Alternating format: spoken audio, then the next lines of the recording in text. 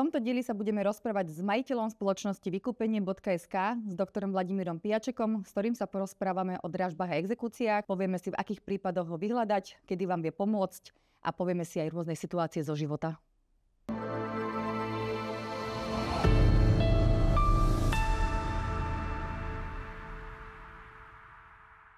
Dobrý deň, prajem. Dobrý deň. V prvom rade treba povedať, že treba sa vyvarovať dobrovoľnej dražbe, ako aj exekučnej dražbe. To by som teda všetkým klientom, ktorí majú hypotekárny úver, odporúčal.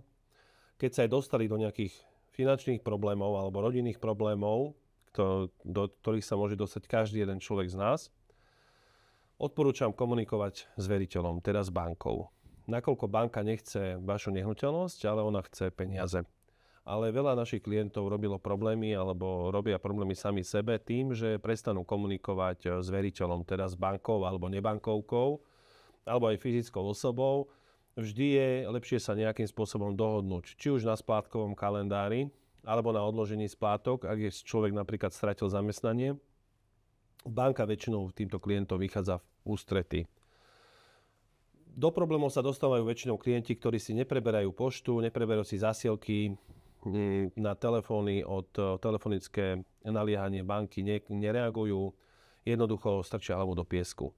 To je najhoršie, čo môže klient urobiť. V prípade, že klient nezaplatí 3 hypotekárne splátky, 3 splátky hypotekárneho úveru, banka môže zosplatniť tento úver a tým pádom vlastne posunie celý prípad do dražobnej spoločnosti, ktorá začína tým, že vám obmedzí nakladať so svojou vlastnou nehnuteľnosťou a dostávate sa do problému, kde hrozí výkon záložného práva formou dobrovoľnej alebo exekučnej dražby.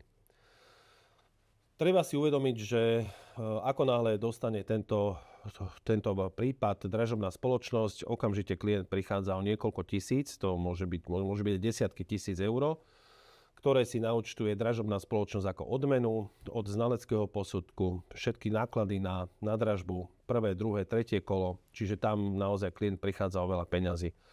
Takisto odporúčam, keď už človek je v tejto dobrovoľnej dražbe, kontaktovať spoločnosť Vykupenie.sk, alebo teda obdobnú spoločnosť, ktorá dokáže túto dobrovoľnú dražbu alebo exekučnú dražbu zastaviť. My sa špecializujeme vo Vykupenie.sk na to, aby sme našim klientom pomohli a aby sa do tejto dobrovoľnej dražby nedostali.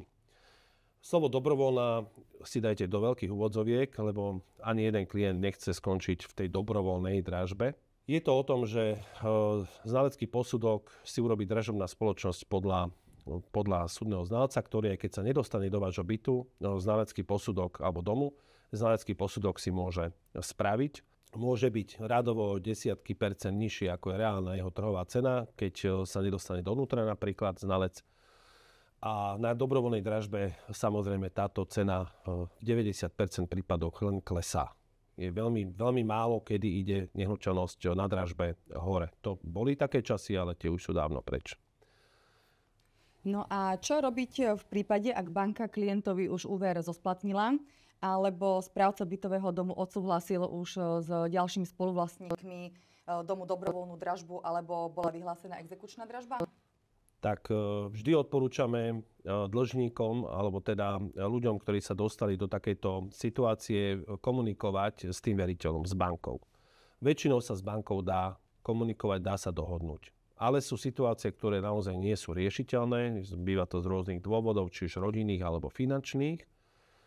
A vtedy je dobré osloviť našu spoločnosť Vykupenie.sk, ktorá veľmi rada pomôže, nehnuteľnosť vám nacení, zastaví dražbu, prakticky spravíme všetko od A po Z, nás klient prakticky splnomocní na zastupovanie voči veriteľom, voči bankám, voči exekútorom, voči bytovému správcovi. Jednoducho my vybavíme všetko. Hej. Klient sa venuje svojej práci, svojej rodine alebo svojmu hobby. A my za ňo vybavíme kompletne zastavenie celej dražby, vyplatenie všetkých veriteľov, všetkých podložností.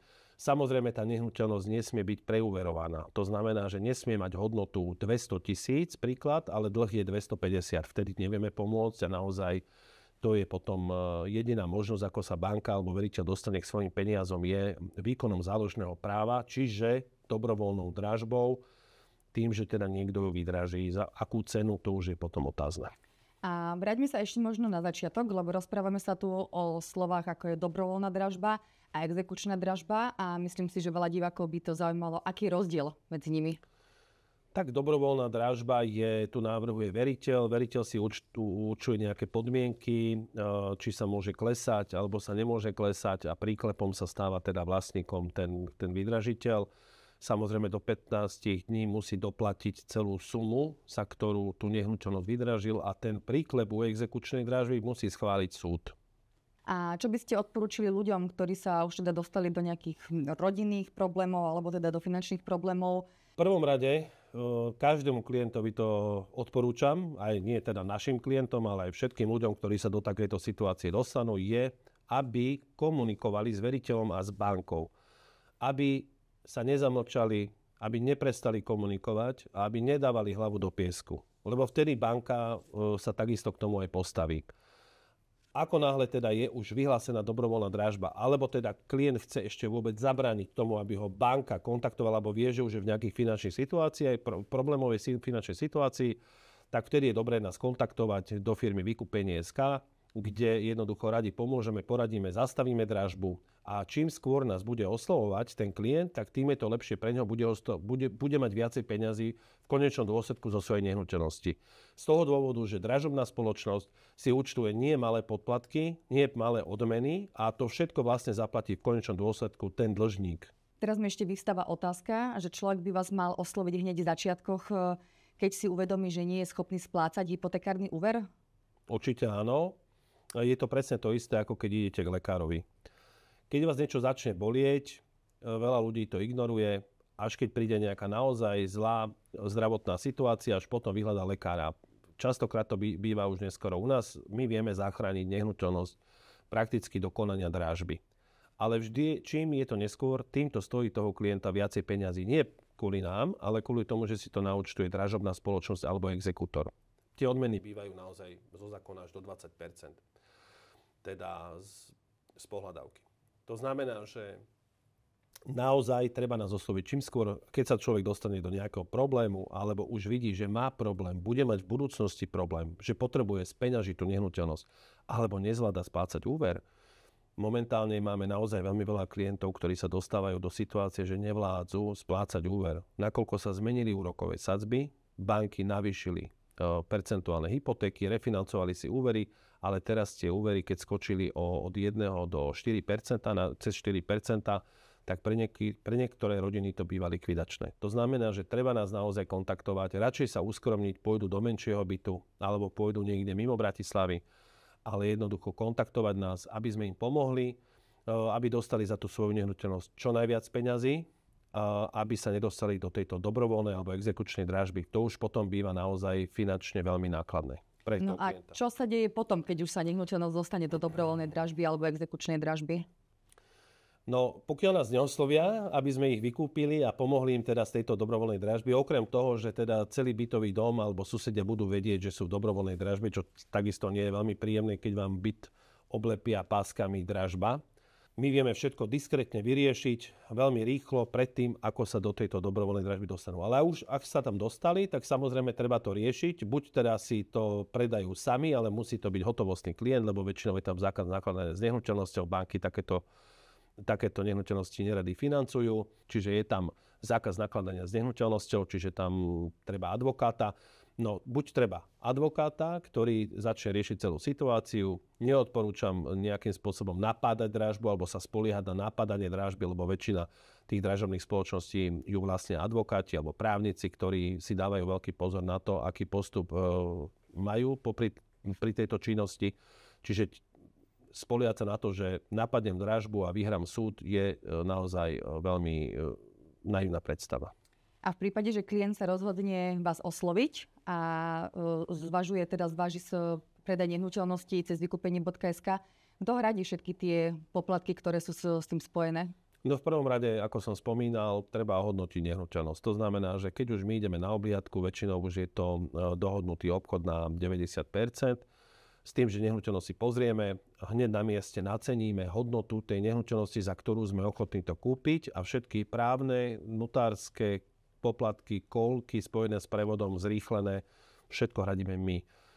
Ideálne je, keď nás klient splnomocní na zastupovanie voči veriteľovi, voči bytovému správcovi, voči všetkým veriteľom a my všetko, naši advokáti, všetko vybavia za klienta. To znamená, spravíme si vyčíslenie tzv. Z banky, z dražobnej spoločnosti k určitému dátumu a vlastne posielame tie financie do dražobnej spoločnosti, aby mohla zastaviť túto dražbu. Alebo exekutorovi. No, môžem z praxe povedať, asi držím slovenský rekord. Mal som nehnuteľnosť, kde bol rodinný dom v centre Bratislavy a bolo tam asi 10-stranový list vlastníctva, kde bol zapísaný v časti ťarchy na liste vlastníctva snad každý jeden exekutor v Bratislave. Hej, to bolo, a majitelia boli advokáti.